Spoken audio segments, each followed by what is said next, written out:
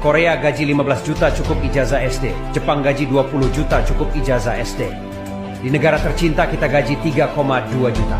Persyaratan: ijazah S14 Pro Max, berpenampilan begal, bisa menjinakkan naga, bisa menjinakkan harimau, menguasai elemen air, api, udara.